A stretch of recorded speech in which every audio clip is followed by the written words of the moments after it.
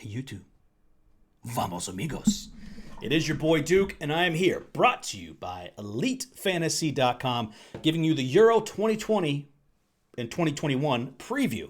Full preview. We're going to go through every single group, go through the knockout stages, and eventually pick a champion. I'm also going to give you my biggest bet, my biggest future right here for free on the channel. Now, of course, we are brought to you by EliteFantasy.com. If you want to know what that is, make sure you head over there and check out all of our action. We have all the sports, baseball, basketball, and hockey, both in the playoffs, MMA, big fight card coming up this weekend, PGA, and right over here, right over there in the States, we have what we call soccer. The rest of the world calls football. We have articles, projections, optimizers, cheat sheets.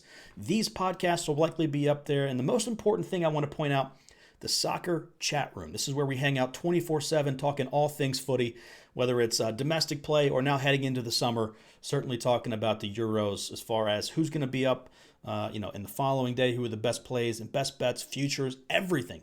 Life, girls, boats, cars, whatever you want to talk about, we're there 24/7. Now, look, I mentioned my biggest bet of the tournament here, this future. I'm going to give that to you here for free, but as you see, we had a little bit of success here pre-COVID, up 20 units, and then post-COVID, not too many bets, but giving you winners, a little over 3 units. 18 bets posted on EliteSportsBetting.com. Make sure you check that out, and none bigger than this one right here. Antoine Griezmann to be the top goal scorer from Barcelona. And check around for different sites. Bovada gave me the best odds here for this particular bet, and you see they have Chelsea. I also have a bet for top scorer from Dortmund that's in their bet pack. What are we doing here? It's basically Griezmann and Braithwaite, right?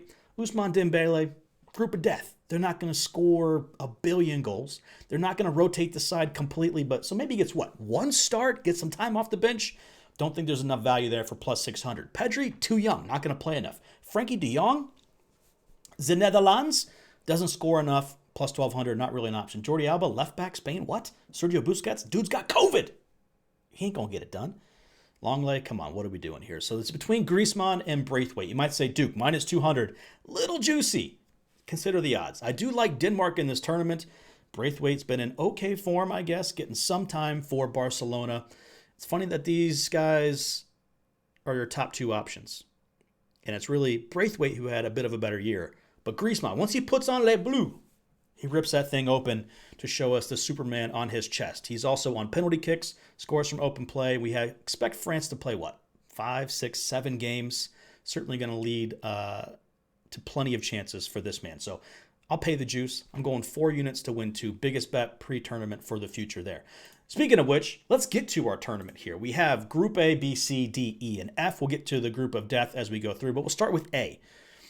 Interesting fact here for this year's tournament, really the first time we've had not 1 or 2 host nations. We're going all over the place to the benefit of Italy. Their games, all 3, will be in Rome. Also, Turkey, Wales will play in Azerbaijan, and Switzerland, Turkey will play in Azerbaijan as well. We kick off action here on Friday, June 11th with Italy v. Turkey. I actually have Italy winning this game 2-0 at Rome. Goals from Immobile, and we'll say Insigne. How about that? Donnarumma gets the clean sheet. I like them to go through potentially with 9 points here. I think 6 is a floor, so Italy is my first place team. A lot of people go on Turkey here, and look, I understand they have talent.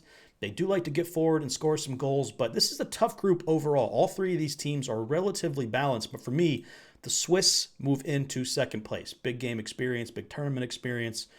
They do have the high-end talent in the attacking end. We talked about Griezmann loving Les Bleus, right? How about our man Xherdan Shaqiri for the Swiss? Controversial here. I'm going Turkey third, and unlucky for Wales, who are relatively talented. They're going to be finishing 4th in this group. Now remember, because of the expanded field, 4 third-place teams are going to be going through. So Turkey's not quite done yet, but Italy and Switzerland guaranteed to move through there. Wales, not enough on the back end. Don't like what they have. A goalkeeper, certainly not on the back line. Midfield's okay with some talent, and of course Gareth Bale up top, but 4th is 4th, man. I could see Turkey and Wales both finishing with 1, potentially 3 points there. So tough break. How about Group B? Unlucky for the Belgians, maybe the first or second best, most talented team in the entire tournament. No games in Belgium. No games even close to home, to be honest. Whereas Denmark gets a couple home games here, and the rest are in Russia. Advantage Russia, who take on the Belgians here in the first game. It'll benefit them later, not so much in the first game here. I think we all are on the same page. Kevin De Bruyne, Hazard, a couple guys who've been injured, coming back into form. Romelu Lukaku, who cannot stop scoring goals up top. I like Yannick Carrasco as a bit of an underrated superstar from that team. Second place, we mentioned them already a couple times here, but Denmark finishes second. And the Ruskies, who have that home field advantage, get a result over Finland, perhaps get a draw from Denmark, and potentially move through there thanks to that home field advantage. Unlucky Finland, who are going to finish a distant fourth in this group, especially with Teemu Pukki potentially out through injury. Just not sure they have enough talent to grab a single point, to be honest, from their 3 games there. Don't hate Finland to be the lowest scoring team in the tournament if you're looking for a little bit longer odds. How about Group C? Interesting group here. I'm wearing the kit. I'm not backing them. It just looks cool, okay? Leave me alone.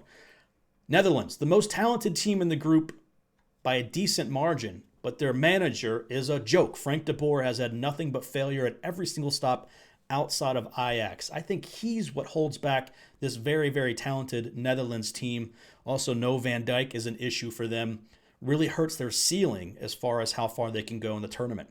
A team that I think is getting overlooked here is Ukraine. Obviously, superstar manager Andrei Shevchenko. Superstar manager, how about superstar player and relatively new manager, tried his hand at politics, came back, has taken over this very, very talented team. Keep in mind, this Ukraine team has a bunch of youth coming through that won a Youth World Cup. It's nothing but good things coming through there for Ukraine. Austria, too much in flux. They do have some talent, but who's going to be their main striker? Where's Alaba play? There's too many question marks within this team. Could possibly advance in third place here, but North Macedonia, you are a fourth place here. Not a distant fourth like Finland. I do think they'll be competitive. Could potentially nick a result here against Austria. And, you know, they start off with Austria the first game. If they can somehow nick a point there, grab another point, or even a win over Ukraine in their second game, maybe they slide into their last game there in the 21st of June with little to no pressure. Probably not going to happen. Fourth place for North Macedonia. So there's your Group A through C order of operations. How about Group D? It's coming home. It's coming home. It's not coming home. England, Group D, first place. Talented group. I have Croatia here in second place.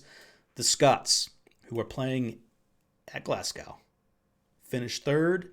And then the Czech Republic, who I think is horribly overrated, finishes fourth place here. I think this is all about who they play and when. Scotland opens the draw here with the Czech Republic at home in Scotland. They then play Croatia at home to close things out. They book in that game against England in the middle there. England, obviously, with the home field advantage, playing in London. England's going to go through in first place. Croatia with that uber-talented, even though Rakitic has retired, uber-talented team. Still a lot of the familiar faces from the World Cup. Vida's going to be there, Perisic. Luka Modric's going to have to do everything for this team. Croatia finishes second. Scotland picks up 3 points against Czech Republic to finish third. And the Czechs could finish on 0 points, which would be a bit of an upset for them.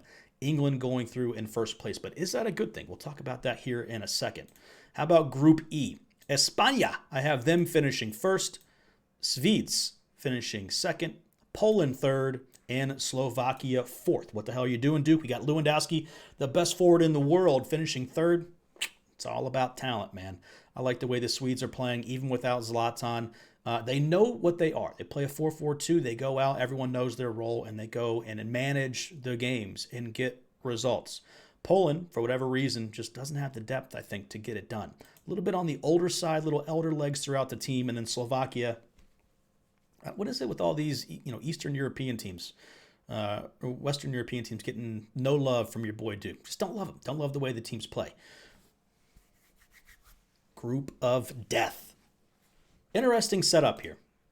I mentioned Belgium getting no games in Belgium. How about France? No games in France. Obviously, things moved around thanks to COVID. We're now playing in Hungary and in Germany. Advantage, Germany, a little bit hungry, right? Maybe we give them a chance. But with this group, couldn't have done any worse. No matter what, no matter how difficult the group, no matter where they play, there's no one more talented than France. Top to bottom, you look at their under-23s that are playing right now. Upamecano's in there, and not with the French team. Could be starting on basically anyone else. That's how deep this team is. I also like the Germans at home to find some resurgence within their squad. Yogi Low obviously is a dead man walking. Hansi Flick taking over after this tournament, but at home with the fans in the stands and as much talent as Germany has, I like them getting off to a hot start here with France perhaps taking a draw there, then playing Portugal, and then Hungary last but not least. All 3 games in Germany. Now look, this could absolutely snowball into a horrible situation here. If France comes out and beats the pants off of Germany, the fans turn on the squad, turn on the manager. Then they got a tough Portugal team coming up next with Cristiano, Bruno Fernandes, Diego Jota, João Felix. The talent is endless there. They could be staring at 0 points through 2 games. To me, all they got to do is get a win here against Hungary and finish as one of those 4 teams to advance in that 3rd slot. So there we go. Speaking of which, let's get to the best 4 teams. I do like Portugal to get at least 1 win, have at least 3 points. And by the way, if you get a win and a draw, you're basically through. Historically, that's enough to get you through here in the last 4 years. I also like Scotland to get the win. And I have Russia and Turkey. Harsh on Austria and Poland.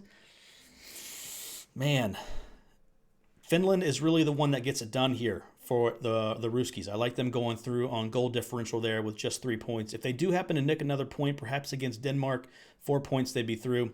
North Macedonia is not a walkover. Harsh on Austria.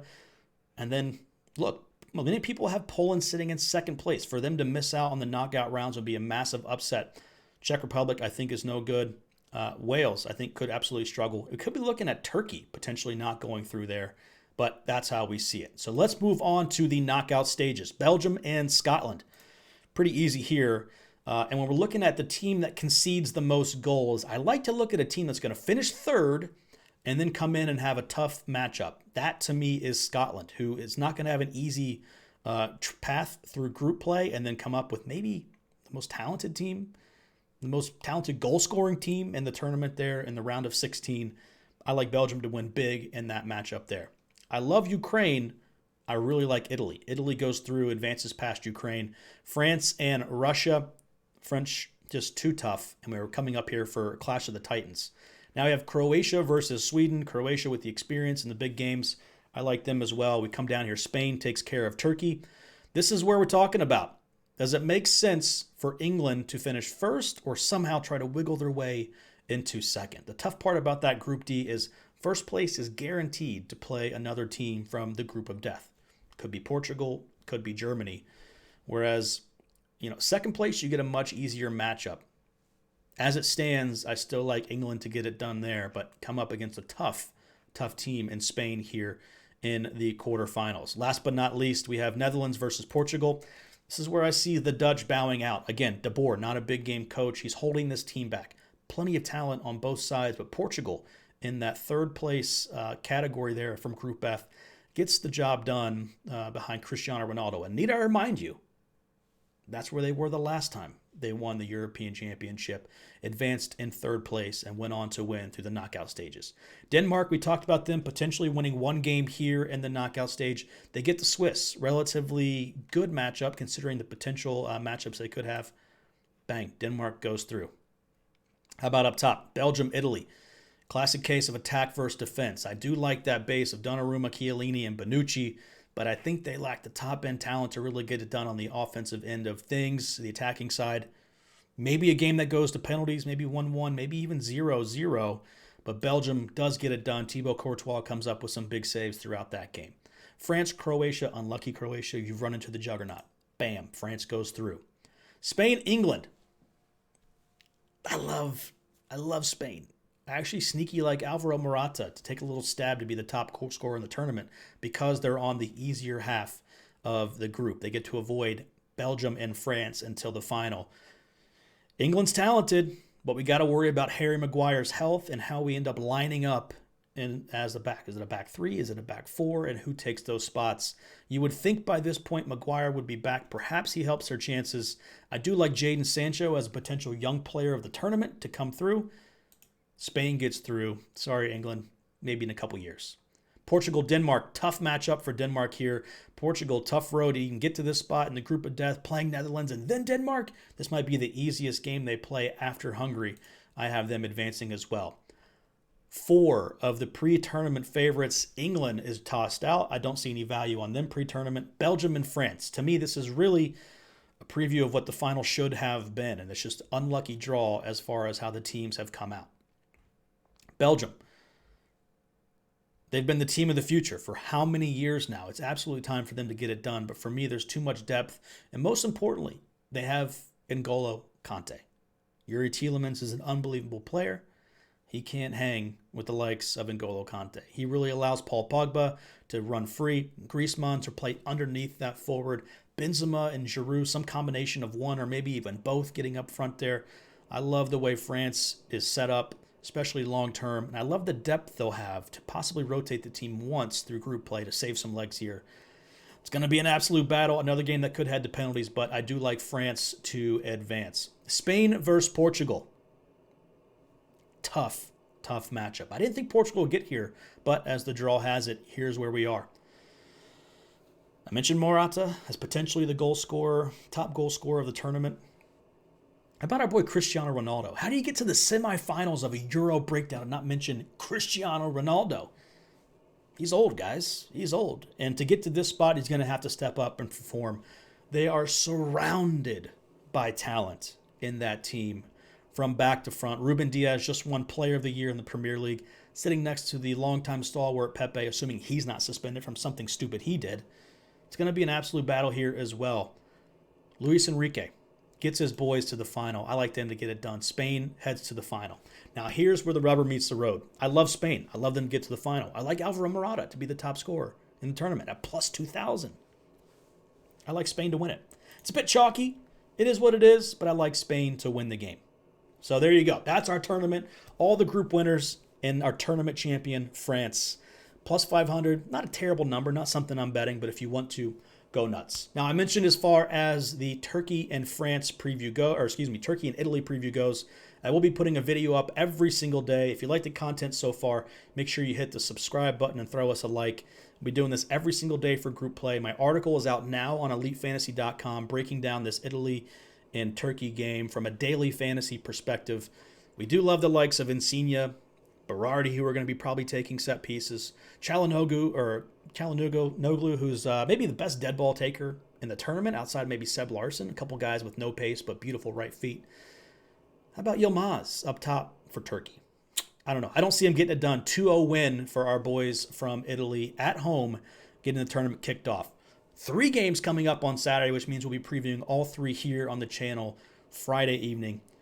Hope you guys enjoyed the content. I am Duke. Thank you so much to Elite Fantasy for sponsoring this and allow us to bring this to you for free every single day for the next 20-some days. See you tomorrow. Adios.